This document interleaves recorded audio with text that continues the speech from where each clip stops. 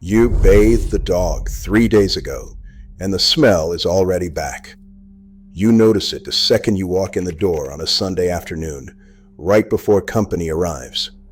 Sour, musty, a little like old corn chips. You run your hand backward along the fur near the tail and feel that faint, greasy film. You lean down by the neck, and there it is, rising up off the skin at the base, behind the ears, down in the folds. Not the coat, the skin. Most folks fight this the way the pet store wants them to. Bathe him more, buy the good-smelling shampoo, $12, $18, $25 a bottle. A deodorizing spray between baths. A groomer visit every few weeks at $50 to $90 a time. And the smell keeps coming back stronger. Here's the part nobody tells you. Every harsh wash strips the oils off his skin, so the skin makes more oil to catch up. And the very things causing the smell feed on that oil and multiply.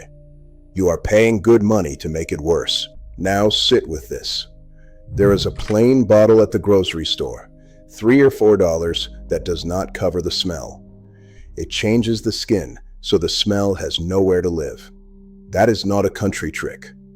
That is simple chemistry about acid and yeast, and it is written down plain in the animal care books. My name is Isaac Yoder. I raise working dogs, barn cats, horses, and livestock in Lancaster County, Pennsylvania. An old kennel man in our community taught me this years ago. He kept a dozen dogs that came in the house and never once stank it up. And I will be honest with you, the way I always am. No groomer is hiding this in a vault out of spite. It is simpler than that. There is just no money in teaching you the cheap thing that ends the problem at home. So here is what you are getting today. The one remedy, the 3 spots the smell actually comes from, and a 10-minute routine most folks get right the first try. The bath you trust is the thing keeping the stink coming back. Let me tell you what dog smell really is, because once you understand it, everything else makes sense. That odor is not dirt. Your dog's skin is alive with tiny things you cannot see.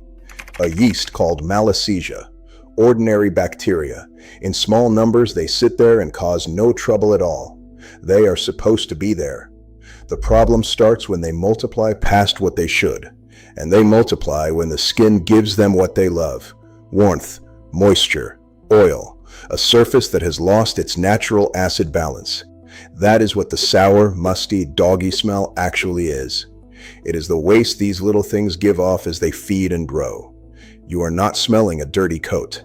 You are smelling an overgrowth on the skin underneath. Fix the skin, and the smell has nowhere to live.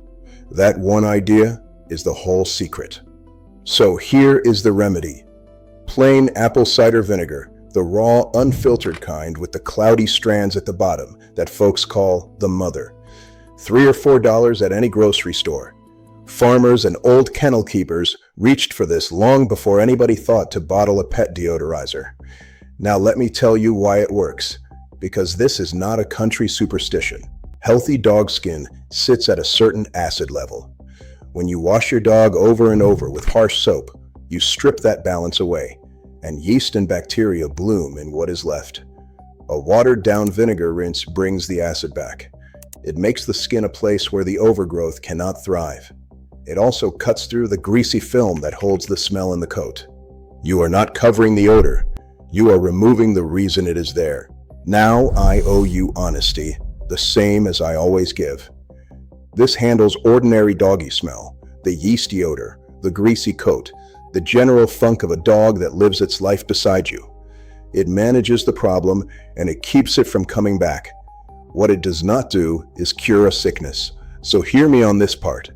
If your dog has open sores, raw skin, or a hot spot, keep the vinegar off it. It will sting something terrible on broken skin. If you see a heavy black wax in the ears, or a strong, sweet, rotten smell, or your dog scratches without stopping and loses hair in patches, that is not everyday odor. That is a sign for the vet, not the vinegar bottle. A smell that will not quit, no matter what you do, can point to allergies, a thyroid trouble, or an infection down deep. This rinse is for keeping a healthy dog fresh. It is not a substitute for a doctor when something is truly wrong. Honest is more useful than impressive. Here is what to buy, and it is short.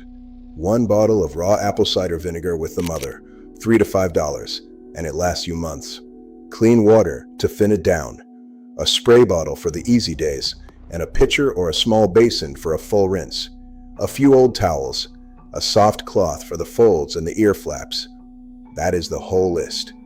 Compare that to $25 a bottle for deodorizing spray you buy again and again, and a groomer every few weeks on top of it.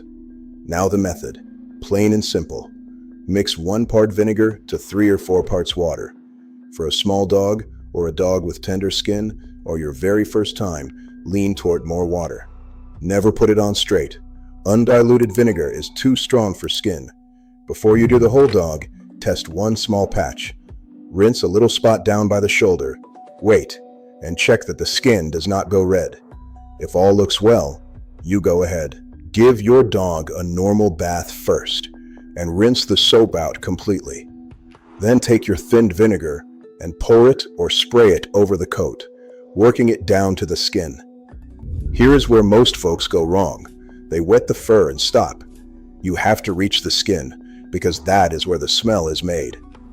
Hit the 3 spots that matter most: the neck and the folds where the skin bunches up, the base of the tail where that greasy patch sits, and the paws down between the toes where that corn chip smell comes from. For the ears, do not pour anything in. Dampen your cloth and wipe the flap and the part you can see. Never go down into the ear canal with liquid. Now leave it. Do not rinse the vinegar back out. Towel your dog off light and let the coat dry on its own. The vinegar smell fades away completely as it dries. You will not have a house that smells like a salad. That worry stops people before they start, and it is nothing. For keeping up, a light mist of the thin solution over the coat once or twice a week does the job between baths.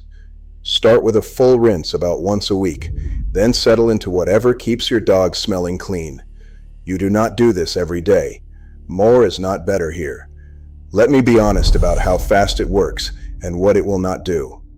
Many folks notice less smell after the first couple of rinses, but the real change builds over 2 to 4 weeks as the skin settles back to where it belongs and the overgrowth dies down. This is upkeep, not a one-time cure. Those little yeasts and bacteria never leave for good. They are always there, waiting. So you keep the routine going. That is the honest bargain. And it has real limits I will not hide from you. It will not fix a smell coming from bad teeth. That is a mouth problem, and it needs a dentist's kind of care. It will not fix trouble with the glands back near the tail. It will not undo a smell that comes from what your dog eats. And it will not help a coat that stays wet and matted, because trapped moisture feeds the very thing you are fighting. So dry your dog well after a swim or a bath, deep in the folds and the ears especially. Moisture left behind will undo all your good work. Now here's the part that matters most. Turn over one of those fancy deodorizing pet sprays next time you are in the store. Read the label. Time and again you will find vinegar or some acid doing the very same job, sitting right there in the ingredients. The same simple idea, dressed up with a scent and a brand name, sold to you at 10 times the price. Why would nobody tell you the plain version? It is not spite. There is no villain here. It is simpler than that. There is no money in teaching you a $4 bottle that ends the problem for good. There is steady money in selling you spray after spray and booking the next grooming visit. A trade that earns its keep on you not knowing has little reason to teach you. This knowledge used to pass from hand to hand. Kennelmen, farmers, the old-timers who kept animals close and clean without spending a fortune. It quietly stopped getting handed down, and the store shelf took its place. It was never a secret locked away. It was just forgotten. You are being handed it back now. So here is what I want you to do this week. Buy 1 bottle of raw apple cider vinegar. Mix it 1 part to 4 parts water. Test a small patch. Then give your dog 1 proper rinse down to the skin. Watch what happens over the next couple weeks. You are never fighting dirt. You are fighting the skin the smell lives on, and now you know how to change it. If this helped, subscribe. I share the old animal care ways my community still keeps. Tell me in the comments which spot was worst on your dog. The ears, the folds, or the paws. Next time, the safe way to clean a dog's ears and paws at home.